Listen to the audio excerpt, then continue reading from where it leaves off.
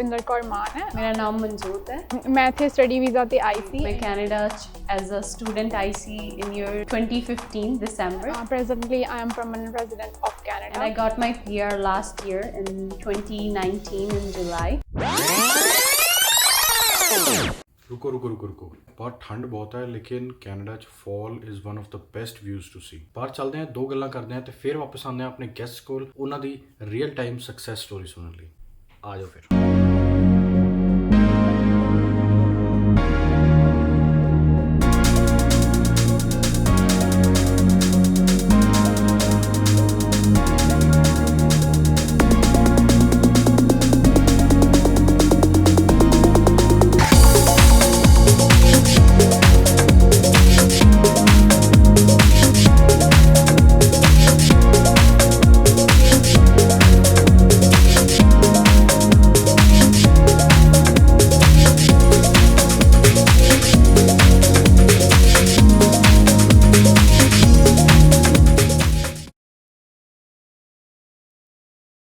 Hey guys, welcome back and सत श्री अकाल सारिਆਂ ਨੂੰ। ਅੱਜ ਪੰਜਾਬੀ ਚ ਬਹੁਤ ਦੇਰ ਬਾਅਦ ਵੀਡੀਓ ਬਣਾ ਕੇ ਮੈਨੂੰ ਬਹੁਤ ਵਧੀਆ ਲੱਗ ਰਿਹਾ। ਟਾਈਟਲ, ਡਿਸਕ੍ਰਿਪਸ਼ਨ ਤੇ ਥੰਬਨੇਲ ਤੋਂ ਤੁਸੀਂ ਆਈਡੀਆ ਲਾ ਹੀ ਲਿਆ ਹੋਊਗਾ ਕਿ ਅੱਜ ਦਾ ਟੌਪਿਕ ਕੀ ਹੈ। It is about international students life.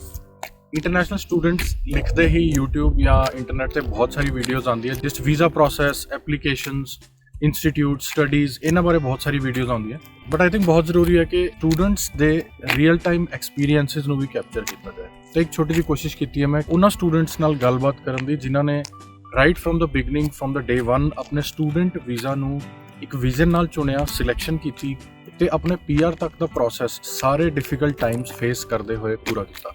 ਚਾਹੇ ਤੁਸੀਂ 19 to 25, 26 ਤੱਕ ਦੀ ਏਜ ਗਰੁੱਪ ਦੇ ਹੋ ਤੇ ਤੁਸੀਂ ਆਪਣੀ ਇੰਡੀਆ 'ਚ ਐਜੂਕੇਸ਼ਨ ਖਤਮ ਕਰਨ ਤੋਂ ਬਾਅਦ ਆਪਣੀ ਹਾਇਰ ਐਜੂਕੇਸ਼ਨ ਕੈਨੇਡਾ ਤੋਂ ਪਰਸਿਊ ਕਰਨਾ ਚਾਹੁੰਦੇ ਹੋ, ਜਾਂ ਫਿਰ ਤੁਸੀਂ 24 to 32, 33 ਤੱਕ ਦੀ ਏਜ ਗਰੁੱਪ ਦੇ ਹੋ ਜਿਸ ਦੇ ਵਿੱਚ ਤੁਸੀਂ ਐਕਸਪ੍ਰੈਸ ਐਂਟਰੀ ਟਰਾਈ ਤਾਂ ਕੀਤੀ ਬਟ CRS ਦੇ ਪੁਆਇੰਟਸ ਘੱਟ ਹੋਣ ਕਰਕੇ ਗੱਲ ਨਹੀਂ ਬਣੀ ਔਰ ਹੁਣ ਸਟੂਡੈਂਟ ਵੀਜ਼ਾ ਤੇ ਵਰਕ ਪਰਮਿਟ ਤੇ ਆਉਣ ਤੋਂ ਬਾਅਦ ਹੀ ਤੁਹਾਡੇ ਪੁਆਇੰਟਸ ਵੱਧ ਸਕਦੇ। In both the cases international student visa is a popular way to help out. Student visa ਬਾਰੇ ਸੋਚਣ ਤੋਂ ਪਹਿਲਾਂ ਜਾਂ ਫਿਰ ਸਟੂਡੈਂਟ ਲਾਈਫ ਸਟਾਰਟ ਕਰਨ ਤੋਂ ਪਹਿਲਾਂ ਇਹ ਬਹੁਤ ਜ਼ਰੂਰੀ ਹੈ ਕਿ ਜਾਣ ਲਿੱਤਾ ਜਾਏ ਕਿ ਉੱਥੇ ਦੇ ਐਕਸਪੀਰੀਐਂਸਿਸ ਕੀ ਹੋਣਗੇ। ਸਟੂਡੈਂਟ ਲਾਈਫ ਨਾ ਸਿਰਫ ਤੁਹਾਡੀ ਪੜ੍ਹਾਈ ਨੂੰ ਅੱਗੇ ਲੈ ਕੇ ਜਾਂਦੀ ਹੈ ਬਲਕਿ ਤੁਹਾਨੂੰ time management, finance management, resource management ਤੇ ਹੋਰ ਵੀ ਕਈ ਚੀਜ਼ਾਂ 'ਚ ਤੁਹਾਨੂੰ ਮਾਹਿਰ ਬਣਾਉਂਦੀ। ਬਹੁਤ ਸਾਰੇ ਸਟੂਡੈਂਟਸ ਹੋਣਗੇ ਜੋ ਇੰਡੀਆ ਵਿੱਚ ਸ਼ਾਇਦ ਆਪਣੇ ਸਟੱਡੀਜ਼ ਲਈ ਆਪਣੇ ਘਰ ਤੋਂ ਦੂਰ ਨਹੀਂ ਰਹੇ, ਕਿਸੇ ਬੋਰਡਿੰਗ ਸਕੂਲ ਜਾਂ ਫਿਰ ਕਿਸੇ ਹੋਸਟਲ 'ਚ ਨਹੀਂ ਰਹੇ। ਉਹਨਾਂ ਲਈ ਆਪਣੇ ਸ਼ਹਿਰ ਹੀ ਨਹੀਂ ਆਪਣਾ ਦੇਸ਼ ਛੱਡ ਕੇ ਇੱਕ ਦੂਸਰੀ ਕੰਟਰੀ 'ਚ ਆਉਣਾ, ਨਵੇਂ ਸਿਰੇ ਤੋਂ ਲਾਈਫ ਸ਼ੁਰੂ ਕਰਨਾ ਇੱਕ ਬਹੁਤ ਵੱਡਾ ਡਿਸੀਜਨ ਹੈ। ਥਿਓਰੈਟੀਕਲੀ ਮੈਂ ਸਟੂਡੈਂਟ ਵੀਜ਼ਾ ਤੇ ਕਾਫੀ ਲੰਬੀ ਵੀਡੀਓ ਬਣਾ ਸਕਦਾ ਹਾਂ, ਕਾਫੀ ਕੁਝ ਬੋਲ ਸਕਦਾ ਹਾਂ, but I think it's better to hear it from those guys ਜਿਨ੍ਹਾਂ ਨੇ ਆਪਣੀ ਲਾਈਫ ਕੈਨੇਡਾ ਦੇ ਵਿੱਚ ਐਜ਼ ਅ ਸਟੂਡੈਂਟ ਸ਼ੁਰੂ ਕੀਤੀ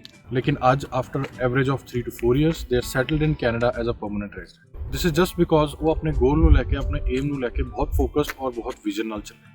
ਤਾਂ ਲੈਟਸ ਸੀ ਉਹਨਾਂ ਦੇ ਰੀਅਲ ਟਾਈਮ ਐਕਸਪੀਰੀਐਂਸਿਸ, ਉਹਨਾਂ ਦੇ ਇਮੋਸ਼ਨਲ ਐਕਸਪੀਰੀਐਂਸਿਸ, ਉਹਨਾਂ ਦੇ ਫਾਈਨੈਂਸ਼ੀਅਲ ਐਕਸਪੀਰੀਐਂਸਿਸ ਤੇ ਹਰ ਉਹ ਚੀਜ਼ ਜੋ ਆਪਣੀ ਕੈਨੇਡੀਅਨ ਲਾਈਫ ਬਾਰੇ, ਆਪਣੇ ਇਨੀਸ਼ੀਅਲ ਈਅਰਸ ਬਾਰੇ ਤੁਹਾਡੇ ਨਾਲ ਸ਼ੇਅਰ ਕਰਨਾ ਚਾਹੁੰਦੇ ਹਾਂ। Let's hear it from Gurpinder Kaur Maan and Manjot.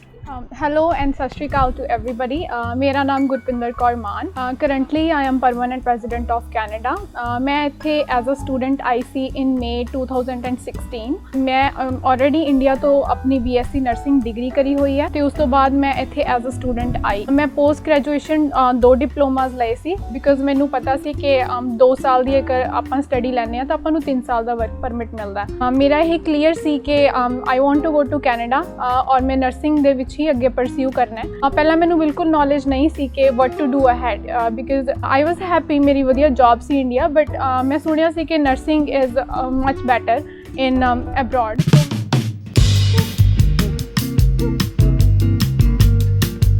ਸੋ ਮੈਂ ਜਦੋਂ ਇੱਥੇ ਆਈ May 2016 ਦੇ ਵਿੱਚ ਤਾਂ ਮੇਰਾ ਕੋਰਸ ਸੀ ਜਿਹੜਾ ਫਰਸਟ ਹੈਗਾ ਸੀ 8 months ਦਾ।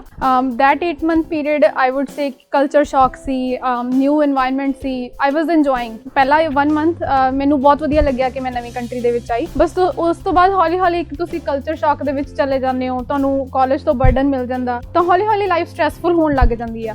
ਪਹਿਲਾ ਕੋਰਸ ਸੀ ਕਿ ਮੇਰਾ ਨਿਕਲ ਗਿਆ। ਮੇਰੇ ਪਰਸਨਲ ਕੇਸ ਦੇ ਵਿੱਚ ਇਹ ਸੀ ਕਿ ਮੈਂ ਫਸਟ ਕੋਰਸ ਤੋਂ ਬਾਅਦ ਹੀ ਇੰਡੀਆ ਚਲੀ ਗਈ ਸੀ because I was missing home a lot. ਉੱਥੇ ਜਾ ਕੇ ਮੈਨੂੰ ਲੱਗਣ ਲੱਗ ਗਿਆ ਕਿ ਨਹੀਂ ਮੈਂ ਵਾਪਸ ਨਹੀਂ ਜਾ ਸਕਦੀ। ਉਸ ਤੋਂ ਬਾਅਦ ਮੈਂ ਕਾਫੀ ਸਟਕ ਹੋ ਗਈ ਸੀ, ਬਟ ਮੇਰੇ ਫਰੈਂਡਸ ਜਿਹੜੇ ਇੱਥੇ ਸੀ ਥੈਂਕਫੁਲੀ ਬਹੁਤ ਵਧੀਆ ਮਿਲੇ, ਤਾਂ ਉਹਨਾਂ ਨੇ ਮੈਨੂੰ ਕਾਫੀ ਸਪੋਰਟ ਕੀਤਾ ਇਮੋਸ਼ਨਲੀ ਕਿ ਇਟਸ ਨਾਟ ਬੈਡ ਕਿ ਤੂੰ ਵਾਪਸ ਆ ਜਾ। ਤਾਂ ਮੈਂ ਉਦੋਂ ਸੈਕੰਡ ਕੋਰਸ ਦੀ ਐਡਮਿਸ਼ਨ ਲਈ ਇੱਥੇ ਵਾਪਸ ਆਈ ਮੈਂ। ਤਾਂ ਮੇਰਾ ਜਿਹੜੀ ਜਰਨੀ ਸੀ ਵਾਸ ਰੀਅਲੀ ਸਟ੍ਰੈਸਫੁਲ, ਕਿਉਂਕਿ ਨਾਲ ਪਾਰਟ ਟਾਈਮ ਕੰਮ ਵੀ ਕਰਨਾ ਸੀ, ਜੌਬ ਵੀ ਕਰਦੀ ਸੀ। I used to work at Tim Hortons, mostly ਇੱਥੇ ਹੀ ਜੌਬ ਕਰਦੇ। ਆਈ ਥਿੰਕ ਇੱਕ ਵੀ ਦਿਨ ਫ੍ਰੀ ਨਹੀਂ ਸੀ ਮਿਲਦਾ, ਸਾਰਾ ਦਿਨ ਕਦੇ ਸਟੱਡੀਜ਼, ਅਸਾਈਨਮੈਂਟਸ, ਜੌਬ, ਫੀਸ ਦਾ ਦੇਖਣਾ, ਇੱਕ ਅੱਧਾ ਆਫ ਹੁੰਦਾ ਸੀ, ਤੁਸੀਂ ਇੰਜੋਏ ਕਰਦੇ ਸੀ ਫਰੈਂਡਸ ਨਾਲ। So most stressful part was like after my studies got finished, work permit ਆ ਚੁੱਕਿਆ ਸੀ and I was looking for job. ਮੇਰੇ ਕੋਲ ਲਾਇਸੈਂਸ ਵੀ ਨਹੀਂ ਸੀਗਾ ਜੌਬ ਲਈ, ਜਿਸ ਨੂੰ ਨਹੀਂ ਪਤਾ ਨਰਸਿੰਗ ਪ੍ਰੈਕਟਿਸ ਕਰਨ ਲਈ ਆਪਾਂ ਨੂੰ ਇੱਕ ਲਾਇਸੈਂਸ ਲੈਣਾ ਪੈਂਦਾ। ਉਸ ਲਾਇਸੈਂਸ ਤੋਂ ਬਾਅਦ ਤੁਸੀਂ ਆਪਣੇ ਪ੍ਰੋਫੈਸ਼ਨ ਦੇ ਵਿੱਚ ਜਾ ਸਕਦੇ ਹੋ, and most of the professions like lawyers ਹੋ ਗਏ, ਡਾਕਟਰਸ ਹੋ ਗਏ, you have to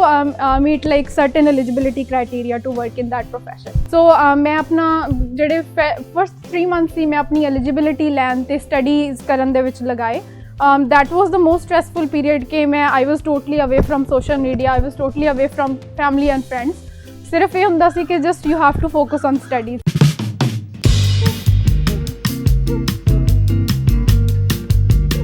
So this was story of mine, but ਬਹੁਤ ਸਾਰੇ ਸਟੂਡੈਂਟਸ ਨੇ ਜੋ ਪ੍ਰੈਜ਼ੈਂਟਲੀ ਇੰਡੀਆ ਵਿੱਚ ਨੇ ਐਂਡ ਟਰਾਈ ਕਰ ਰਹੇ ਨੇ ਕਿ ਉਹਨਾਂ ਨੇ ਇੱਥੇ ਕੈਨੇਡਾ ਆਉਣਾ।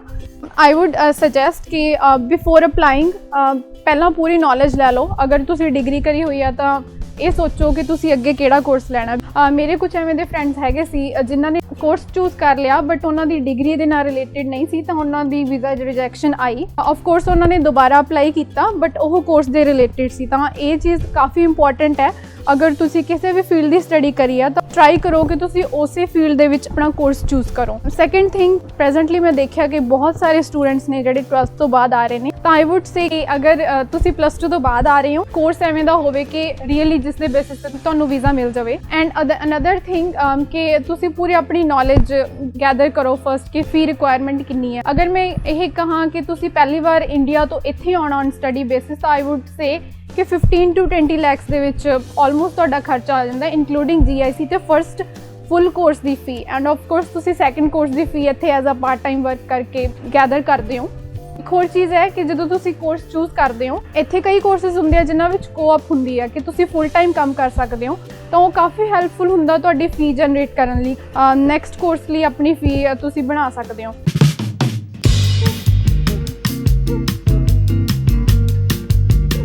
ਓਕੇ, ਓਵਰਆਲ ਮੈਂ ਇਹੀ ਕਹਿਣਾ ਚਾਹੂੰਗੀ ਸਟੂਡੈਂਟਸ ਨੂੰ ਜੋ ਪ੍ਰੈਜ਼ੈਂਟਲੀ ਫਿਲਹਾਲ ਟਰਾਈ ਕਰ ਰਹੇ ਨੇ ਇੱਥੇ ਆਉਣ ਲਈ। ਆਈ ਐਮ ਨਾਟ ਸੇਇੰਗ ਕਿ ਜਿਹੜੀਆਂ ਐਮਬੈਸੀਜ਼ ਜਾਂ ਫਿਰ ਕੰਸਲਟੈਂਟਸ ਨੇ they are not good, they are good, but don't rely on them completely, because ਕਈ ਵਾਰ ਹੁੰਦਾ ਹੈ ਕਿ we need to know ਕਿ ਆਪਾਂ ਕੀ ਕਰ ਰਹੇ ਹਾਂ। I think that's better, and I would say ਕਿ ਬਹੁਤ stressful situations ਆਉਣਗੀਆਂ, try to handle them emotionally, talk to your family about it। sometimes ਆਪਾਂ ਸੋਚਦੇ ਹਾਂ ਕਿ family would be like upset, but I think ਅਗਰ ਆਪਾਂ ਉਹਨਾਂ ਨਾਲ ਗੱਲ ਕਰਦੇ ਹਾਂ they would really like encourage you।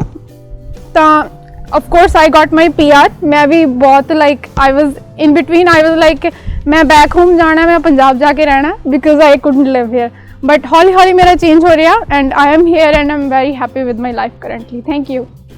Hello everyone, ਮੇਰਾ ਨਾਮ ਮਨਜੋਤ ਹੈ। ਇਸ ਵੀਡੀਓ ਦੁਆਰਾ ਮੈਂ ਤੁਹਾਨੂੰ ਮੇਰੀ ਜਰਨੀ ਦੱਸਣੀ ਆ being a student to permanent resident in Canada. ਮੈਂ Canada ਚ ਆਈ ਸੀ in December year 2015.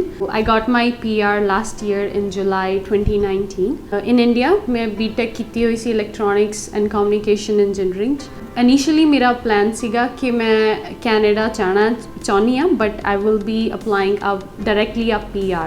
So ਮੈਂ ਉੱਥੇ ਜੌਬ ਕਰਕੇ points base ਤੇ ਕੈਨੇਡਾ ਆਉਣਾ ਚਾਹੁੰਦੀ ਸੀ, but then ਮੈਨੂੰ ਇਹ ਸੀ ਕਿ ਜੇ ਮੈਂ ਕੈਨੇਡਾ ਜਾ ਕੇ ਮੇਰੇ ਫੀਲਡ ਦੀ ਜੌਬ ਕਰਨੀ ਆ ਤਾਂ it will be very beneficial for me ਕਿ ਮੈਂ ਉੱਥੋਂ ਦੀ ਐਜੂਕੇਸ਼ਨ ਵੀ ਲਵਾਂ। ਆਈ ਥਾਟ ਕਿ ਮੈਨੂੰ ਐਜ਼ ਅ ਸਟੂਡੈਂਟ ਜਾਣਾ ਚਾਹੀਦਾ ਇਨੀਸ਼ੀਅਲੀ, ਤਾਂ ਕਿ ਮੈਂ ਉੱਥੋਂ ਦਾ ਸਾਰਾ ਅਕੈਡਮਿਕ ਐਨਵਾਇਰਨਮੈਂਟ ਜੋ ਵੀ ਆ, ਜੋ ਨੌਲੇਜ ਆ, ਜੋ ਪ੍ਰੈਕਟੀਕਲ ਵਰਕ ਆ, ਉਹ ਸਾਰਾ ਐਕਸਪੀਰੀਅੰਸ ਕਰਾਂ, ਮੇਰੀ ਨੈਟਵਰਕਿੰਗ ਹੋਵੇ, then I can go into my field with a better experience. ਮੈਂ ਇਹੀ ਚੂਜ਼ ਕਰਨਾ ਚਾਹੁੰਦੀ ਸੀ ਕਿ ਮੇਰਾ ਇਲੈਕਟ੍ਰੋਨਿਕਸ ਐਂਡ ਕਮਿਊਨੀਕੇਸ਼ਨ ਦੀ ਜੋ ਮੇਰੀ ਬ੍ਰਾਂਚ ਆ, ਮੈਂ ਇਹਨੂੰ ਹੀ ਅੱਗੇ ਫਰਦਰ ਪਰਸਿਊ ਕਰਾਂ। ਸੋ ਮੈਂ ਐਮਬੈਡਡ ਸਿਸਟਮ ਡਿਵੈਲਪਮੈਂਟ ਦਾ ਕੋਰਸ ਦੇਖਿਆ ਜੋ ਕਿ ਮੇਰੇ ਫੀਲਡ ਨਾਲ ਲਿੰਕ ਸੀਗਾ। ਮੈਂ ਦਾ post post graduate diploma choose किया। बेसिकली इत्थे की हुंदा है 4 ਸਮੈਸਟਰਸ ਹੁੰਦੇ ਆ ਤੇ ਇੱਕ ਸਮੈਸਟਰ ਲਾਈਕ 4 ਮੰਥਸ ਦਾ ਹੀ ਹੁੰਦਾ ਹੈ। ਸੋ ਤੁਹਾਡੇ ਐਕਚੁਅਲੀ 2 ਇਅਰਸ ਨਹੀਂ ਹੁੰਦੇ, ਇਟਸ ਜਸਟ 1.5 ਈਅਰ। ਮੇਰੇ ਕੋਰਸ ਵਿੱਚ ਮੇਰੀ ਕੋਅਪ ਸੀ, ਸੋ ਮੇਰਾ 3rd ਸਮੈਸਟਰ ਕੋਅਪ ਦਾ ਸੀਗਾ, ਇੰਟਰਨਸ਼ਿਪ ਸੀ। ਉਹਦੇ ਨਾਲ ਮੈਨੂੰ ਇੱਕ ਬੈਨੀਫਿਟ ਹੋਇਆ ਕਿ ਮੇਰੀ ਇੱਕ ਸਮੈਸਟਰ ਦੀ ਫੀਸ ਨਹੀਂ ਸੀ ਅਤੇ ਮੈਂ ਕੋਅਪ 'ਚ ਫੁੱਲ ਟਾਈਮ ਕੰਮ ਕਰਕੇ ਮੇਰੀ ਜਿੰਨੀ ਮੇਰੀ ਮਨੀ ਅਰਨ ਹੋ ਰਹੀ ਸੀ ਉਹ ਮੈਂ ਆਪਣੇ ਨੈਕਸਟ ਸਮੈਸਟਰ ਦੀ ਫੀਸ 'ਚ ਪੇ ਆਫ ਕਰ ਸਕਦੀ ਸੀ। ਜਿਨ੍ਹਾਂ ਨੂੰ ਨਹੀਂ ਪਤਾ, co-op is like a type of internship programme. ਇਹਨੇ ਮੈਨੂੰ ਇੱਕ ਹੋਰ ਬੈਨੀਫਿਟ ਦਿੱਤਾ, ਮੇਰੀ 2 ਈਅਰ ਦੀ ਸਟੱਡੀ ਮੇਰੀ ਕੰਪਲੀਟ ਹੋ ਗਈ ਸੀ। ਸੋ ਮੇਰੇ ਰੈਜ਼ੂਮੇ 'ਚ ਇੱਕ ਬੜੀ ਵਧੀਆ ਚੀਜ਼ ਐਡ ਆਨ ਹੋ ਗਈ ਕਿ ਮੈਂ ਕੈਨੇਡਾ 'ਚ ਮੇਰੀ ਕੋਅਪ ਮੇਰੀ ਇੰਟਰਨਸ਼ਿਪ ਹੋਈ ਆ। ਸੋ ਮੇਰੇ ਮਾਈਂਡ 'ਚ ਕਲੀਅਰਲੀ ਇੱਕ ਚੀਜ਼ ਸੀਗੀ ਕਿ ਜਦੋਂ ਆਪਾਂ ਵਰਕ ਪਰਮਿਟ ਅਪਲਾਈ ਕਰਦੇ ਹਾਂ ਅਤੇ ਆਲਮੋਸਟ 3 ਮੰਥ ਲੱਗਦੇ ਆ ਤੁਹਾਡੇ ਵਰਕ ਪਰਮਿਟ ਆਉਣ 'ਚ, ਅਤੇ ਤੁਹਾਨੂੰ 2 ਸਾਲ ਦੀ ਸਟੱਡੀ ਅਕੋਰਡਿੰਗ 3 ਸਾਲ ਦਾ ਵਰਕ ਪਰਮਿਟ ਮਿਲ ਜਾਂਦਾ ਹੈ। ਮੈਨੂੰ ਆਲਮੋਸਟ 5 ਮਹੀਨੇ ਲੱਗ ਗਏ ਸੀਗੇ ਜਦੋਂ ਮੈਨੂੰ ਮੇਰੀ ਇਨੀਸ਼ੀਅਲੀ ਫੀਲਡ ਦੀ ਜੋਬ ਮਿਲੀ ਸੀ। ਮੈਂ ਸਟਾਰਟ ਕੀਤਾ ਸੀ as a research and development assistant.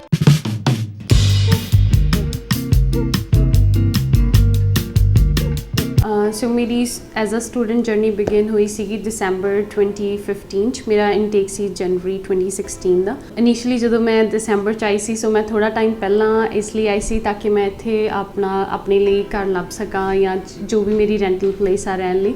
So hard time ਇਹ ਸੀਗਾ ਕਿਉਂਕਿ ਕਿਚਨਰ 'ਚ ਮੇਰਾ ਕੋਈ ਵੀ ਨੋਨ ਪਰਸਨ ਨਹੀਂ ਸੀ, ਬਟ ਆਈ ਵਾਜ਼ ਥੈਂਕਫੁਲ ਕਿ ਮੇਰੇ ਰਿਲੇਟਿਵ ਸੀ ਜੋ ਮੈਨੂੰ ਇੱਥੇ ਲੈ ਕੇ ਆਉਂਦੇ ਰਹੇ ਅਤੇ ਅਸੀਂ ਖਜੀਜੀ ਵਗੈਰਾ ਜਾਂ ਇੱਦਾਂ ਦੀਆਂ ਵੈਬਸਾਈਟਸ ਆ ਜਿਹੜੇ ਰੈਂਟਲ ਰੂਮਸ ਜਾਂ ਮਤਲਬ ਲੱਭਣ 'ਚ ਹੈਲਪ ਕਰਦੀਆਂ ਨੇ।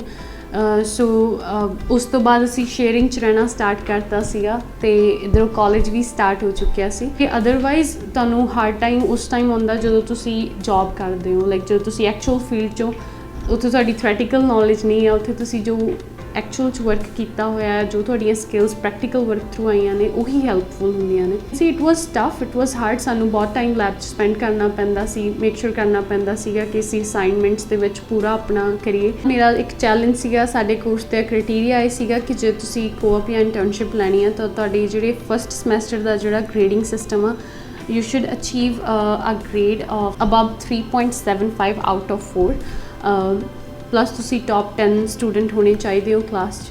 ਤਾਂ ਸਾਡਾ ਫਸਟ ਸਮੈਸਟਰ ਫੁੱਲੀ ਫੋਕਸਡ ਸੀ। ਮੈਨੂੰ ਯਾਦ ਆ ਮੇਰੀ ਕਲਾਸ ਦਾ ਹਰ ਇੱਕ ਸਟੂਡੈਂਟ ਉਹ ਚੀਜ਼ ਨੂੰ ਅਚੀਵ ਕਰਨ 'ਚ ਲੱਗਿਆ ਹੋਇਆ ਸੀ ਤਾਂ ਕਿ ਅਸੀਂ ਕੋਅਪ ਦੇ ਵਿੱਚ ਐਲੀਜੀਬਲ ਹੋ ਸਕੀਏ। ਉਹ ਟਾਈਮ ਮੇਰਾ ਹਾਰਡ ਸੀ ਕਿ ਤੁਸੀਂ ਪਾਰਟ ਟਾਈਮ ਵਰਕ ਕਰਨਾ ਆ, ਤੁਸੀਂ ਸਟੱਡੀ ਕਰਨੀ ਆ ਅਤੇ ਤੁਸੀਂ ਇੱਕ ਹਾਈਐਸਟ ਸਕੋਰ ਅਚੀਵ ਕਰਨਾ ਆ। With the hard work, with the luck, I was able to do it.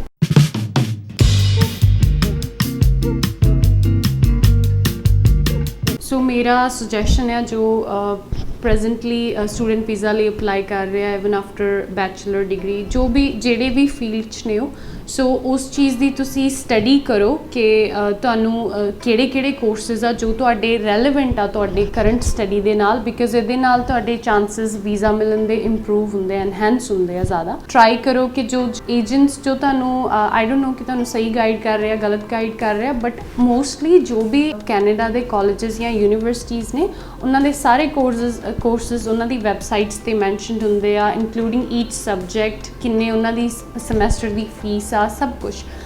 Even ਕਿ IDP ਜਾਂ ਇੱਦਾਂ ਦੀਆਂ ਏਜੰਸੀਜ਼ ਹੈਗੀਆਂ ਨੇ ਜੋ ਤੁਹਾਨੂੰ ਫ੍ਰੀ ਸਟੂਡੈਂਟ ਵੀਜ਼ਾ ਅਪਲਾਈ ਕਰਦੇ ਆ rather than going to some private agency ਜਿੱਥੇ ਤੁਸੀਂ 1.5 ਲੱਖ 2 ਲੱਖ ਪੇ ਕਰਨਾ ਆ। ਤੁਸੀਂ ਇੱਦਾਂ ਦੇ ਸਰਚ ਕਰੋ ਜੋ ਤੁਹਾਨੂੰ ਵਧੀਆ ਗਾਈਡ ਵੀ ਕਰਨ, ਅਤੇ ਤੁਸੀਂ ਪਲੀਜ਼ ਆਪਦੀ ਔਨਲਾਈਨ ਸਰਚ ਕਰੋ, ਇੱਥੇ ਵੈਬਸਾਈਟਸ 'ਤੇ ਸਭ ਕੁਝ ਕਾਲਜ ਦੇ ਪੋਰਟਲਸ 'ਤੇ ਮੈਨਸ਼ਨਡ ਆ।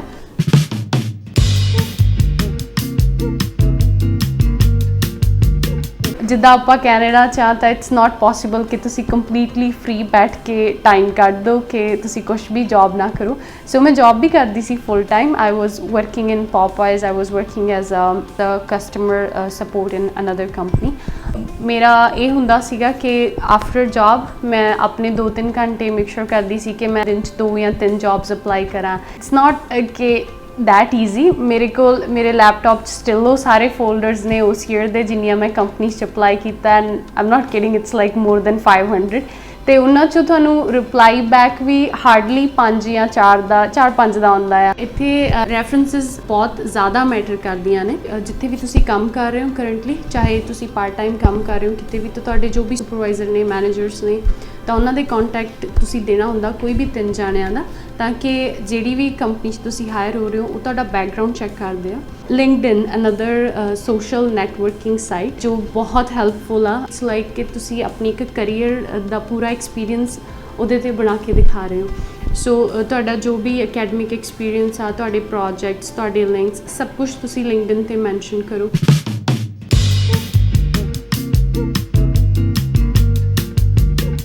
ਤੁਸੀਂ ਇਮੀਗ੍ਰੇਸ਼ਨ ਦੀ ਜੋ CIC ਦੀ ਇੱਕ ਵੈਬਸਾਈਟ ਆ ਉਹਦੇ ਉੱਤੇ ਨੌਕ ਕਹਿ ਦਿੰਦੇ ਆ, ਜੋ ਆਪਣੇ ਕੋਡਸ ਹੁੰਦੇ ਆ। ਤੁਸੀਂ ਆਪਣੇ ਜੋ ਵੀ ਟਾਈਟਲ 'ਤੇ ਤੁਸੀਂ ਵਰਕ ਕਰ ਰਹੇ ਹੋ ਉਹਨੂੰ ਫਿਲ ਕਰਕੇ ਦੇਖ ਸਕਦੇ ਹੋ, ਤੁਹਾਨੂੰ ਪਤਾ ਲੱਗ ਜਾਏਗਾ ਉਹ ਚਾਹੁੰਦਾ ਹੈ, ਇਹ ਚਾਹੁੰਦਾ B 'ਚ ਜਾਂ C 'ਚ। ਉਹ ਵੈਬਸਾਈਟ ਬਹੁਤ ਹੈਲਪਫੁਲ ਆ, ਤੁਹਾਨੂੰ ਬਹੁਤ ਸਾਰੇ ਟਿਊਟੋਰੀਅਲਸ ਜਾਂ YouTube 'ਤੇ ਤੁਸੀਂ ਜੇ ਫੋਲੋਅਪ ਕਰੋ ਤੁਹਾਨੂੰ ਵੀਡੀਓਜ਼ ਮਿਲ ਜਾਣਗੀਆਂ। ਜਦੋਂ ਤੁਸੀਂ ਵਰਕ ਪਰਮਿਟ ਲਈ ਵੀ ਅਪਲਾਈ ਕਰਨਾ, ਤੁਸੀਂ ਟੈਂਪਰੇਰੀ ਰੈਜ਼ੀਡੈਂਸ ਲਈ ਅਪਲਾਈ ਕਰਨਾ, ਜਾਂ ਤੁਸੀਂ ਐਕਸਪ੍ਰੈਸ ਐਂਟਰੀ ਲਈ ਅਪਲਾਈ ਕਰਨਾ, ਇਟ ਸਾਊਂਡਸ ਕਿ ਬਹੁਤ ਡਿਫਿਕਲਟ ਲੱਗਦਾ। ਆਪਾਂ ਹਮੇਸ਼ਾ ਲਾਇਰ 'ਤੇ ਡਿਪੈਂਡ ਹੋ ਜਾਂਦੇ ਹਾਂ ਕਿ ਅਸੀਂ ਸ਼ਾਇਦ ਕਰ ਨਹੀਂ ਸਕਦੇ, ਬਟ ਥੈਂਕਫੁਲੀ ਮੈਂ ਇਹਨਾਂ 'ਚੋਂ ਕੋਈ ਵੀ ਚੀਜ਼ ਕਦੇ ਕਿਸੇ ਲਾਇਰ ਕੋਲ ਨਹੀਂ ਕਰਵਾਈ। ਸੋ ਨੈਕਸਟ ਮੈਂ ਗੱਲ ਕਰਨਾ ਚਾਹੁੰਦੀ ਹਾਂ ਕਿ ਐਕਸਪ੍ਰੈਸ ਐਂਟਰੀ ਜਦੋਂ ਆਪਾਂ ਅਪਲਾਈ ਕਰਦੇ ਆਪਾਂ ਨੂੰ ਕੀ ਰਿਕੁਆਇਰਮੈਂਟਸ ਆ, ਕਿਹੜੇ ਡਾਕੂਮੈਂਟਸ ਚਾਹੀਦੇ ਆ। ਸੋ ਮੇਨ ਜਿਹੜੇ ਪਾਰਟਸ ਨੇ ਉਹ ਹੈ ਕਿ ਤੁਹਾਡਾ IELTS ਜੋ ਤੁਹਾਨੂੰ ਦੁਬਾਰਾ ਦੇਣਾ ਪੈਂਦਾ ਹੈ in general, not in academic. ਤੁਹਾਡੇ ਬੈਂਡਸ ਦਾ ਜੋ ਵੀ ਇੱਕ ਉਹ TRF ਰਿਪੋਰਟ ਆਉਂਦੀ ਹੈ ਤਾਂ ਆਪਾਂ ਉਹ ਐਡ ਕਰਨੀ ਹੁੰਦੀ ਆ। ਤੁਸੀਂ ਆਪਣੀ ਜੋ ਬੈਚਲਰ ਡਿਗਰੀ ਬੈਕ ਹੋਮ ਕੀਤੀ ਹੋਈ ਆ, ਸੋ ਤੁਹਾਨੂੰ ਉਹਦੀ ਵੈਲੂਏਸ਼ਨ ਕਰਾਉਣੀ ਪੈਂਦੀ ਆ। ਮੈਂ ਵੈਸਟ ਤੋਂ ਕਰਾਈ ਸੀ, ਵਰਲਡ ਐਜੂਕੇਸ਼ਨ ਸਰਵਿਸਿਜ਼ ਇਨ ਟੋਰਾਂਟੋ। ਕੈਨੇਡਾ ਦਾ ਜੋ ਤੁਸੀਂ ਇੱਥੇ ਐਜੂਕੇਸ਼ਨ ਕੀਤੀ ਹੋਈ ਆ, ਤੁਹਾਡੀ ਇੱਥੇ ਜੋ ਸਟੱਡੀ ਆ ਉਹਦੀ ਸਰਟੀਫਿਕੇਸ਼ਨ ਲੱਗਦੀ ਆ ਕਾਲਜ ਤੋਂ ਜੋ ਤੁਹਾਨੂੰ ਮਿਲਦਾ ਆ। ਦੈਨ ਤੁਹਾਡੇ ਵਰਕ ਐਕਸਪੀਰੀਅੰਸ ਨੂੰ ਸ਼ੋ ਕਰਨ ਲਈ ਤੁਹਾਨੂੰ ਜਿਹੜੇ ਪੇ ਸਟੱਬਸ ਮਿਲਦੇ ਆ, ਪਲੱਸ ਤੁਹਾਨੂੰ ਜੋ ਐਕਸਪੀਰੀਅੰਸ ਲੈਟਰ ਤੁਹਾਡੀ ਕੰਪਨੀ ਪ੍ਰੋਵਾਈਡ ਕਰ ਦਿੰਦੀ ਹੈ, ਇੱਕ ਉਹਦੇ ਵਿੱਚ ਤੁਹਾਡੀਆਂ ਰੋਲਸ ਐਂਡ ਰਿਸਪੌਂਸਿਬਿਲਿਟੀਜ਼, ਤੁਸੀਂ ਕਿੰਨੇ ਸੈਲਰੀ 'ਤੇ ਕੰਮ ਕਰਦੇ ਸੀ, your joining date, your end date, or if you are presently working. Additional documents, medical ਤੁਹਾਨੂੰ ਕਰਾਉਣਾ ਪੈਂਦਾ ਆ, ਪੁਲਿਸ ਕਲੀਅਰੈਂਸ ਕੈਨੇਡਾ ਦੀ ਜਾਂ ਇੰਡੀਆ ਦੀ ਐਸ ਪਰ ਰਿਕੁਆਇਰਮੈਂਟ ਉਹ ਤੁਸੀਂ ਕਰਾਉਣੀ ਹੁੰਦੀ ਆ। ਐਕਸਪ੍ਰੈਸ ਐਂਟਰੀ ਜੇ ਤੁਸੀਂ ਵਿਦਿਨ ਕੈਨੇਡਾ ਰਹਿ ਕੇ ਕਰ ਰਹੇ ਹੋ, ਮਤਲਬ ਕੈਨੇਡਾ ਦੀ ਸਟੱਡੀ ਕਰਕੇ ਇੱਥੋਂ ਦਾ ਐਕਸਪੀਰੀਅੰਸ ਲੈ ਕੇ, so that comes under Canadian experience class. ਉਹਦੇ ਵਿੱਚ ਫਾਈਨੈਂਸ ਸ਼ੋ ਕਰਨ ਦੀ ਰਿਕੁਆਇਰਮੈਂਟ ਨਹੀਂ ਹੁੰਦੀ। ਸੋ ਆਈ ਥਿੰਕ ਇਹੀ ਸਟੈਪਸ ਨੇ ਜੋ ਤੁਹਾਨੂੰ ਹੈਲਪ ਕਰ ਸਕਦੇ ਆ from converting your study visa to being a permanent residence in Canada. So make sure ਜੋ ਵੀ ਤੁਹਾਡਾ ਏਮ ਹੈ ਬਸ ਉਹਦੇ ਲਈ ਤੁਸੀਂ ਕਲੀਅਰ ਰਹੋ, ਫੋਕਸਡ ਰਹੋ, look around for any guidance that can help you to achieve your success or achieve your goal. Thank you. तो Gurpinder and Manjot the success stories ਸੁਣਨ ਤੋਂ ਬਾਅਦ ਜੇ ਤੁਹਾਨੂੰ ਵੀ ਕੋਈ ਹੈਲਪ ਹੋਈ ਹੋਵੇ ਜਾਂ ਫਿਰ ਤੁਹਾਡੇ ਵੀ ਕੋਈ ਕੁਐਸਚਨਸ ਨੇ ਤਾਂ ਪਲੀਜ਼ ਕਮੈਂਟ ਸੈਕਸ਼ਨ ਵਿੱਚ ਉਹਨੂੰ ਮੈਂਸ਼ਨ ਕਰੋ। ਹੋ ਸਕਦਾ ਹੈ ਤੁਹਾਡੇ ਪੁੱਛੇ ਹੋਏ ਕੁਐਸਚਨਸ ਜਾਂ ਤੁਹਾਡੇ ਦਿੱਤੇ ਹੋਏ ਵਿਊਜ਼ ਕਿਸੇ ਲਈ ਆਨਸਰ ਸਾਬਿਤ ਹੋਣ। Thanks for watching this video. ਇਸ ਵੀਡੀਓ ਨੂੰ ਲਾਈਕ ਕਰੋ, ਚੈਨਲ ਨੂੰ ਸਬਸਕ੍ਰਾਈਬ ਕਰੋ ਤੇ ਇਸ ਵੀਡੀਓ ਨੂੰ ਆਪਣੇ ਹਰ ਉਸ ਫਰੈਂਡ ਨਾਲ ਸ਼ੇਅਰ ਕਰੋ ਜੋ ਕੈਨੇਡਾ ਦੇ ਵਿੱਚ ਇੰਟਰਨੈਸ਼ਨਲ ਸਟੂਡੈਂਟਸ ਵੀਜ਼ਾ ਅਪਲਾਈ ਕਰਨ ਦੀ ਸੋਚ ਰਿਹਾ ਹੈ ਜਾਂ ਇਹ ਪ੍ਰੋਸੈਸ ਸ਼ੁਰੂ ਕਰ ਚੁੱਕਾ ਹੈ ਤੇ ਇਸ ਵੀਡੀਓ ਤੋਂ ਉਹਨੂੰ ਵੀ ਆਪਣੇ ਕੁਝ ਆਨਸਰਸ ਮਿਲ ਜਾਣ।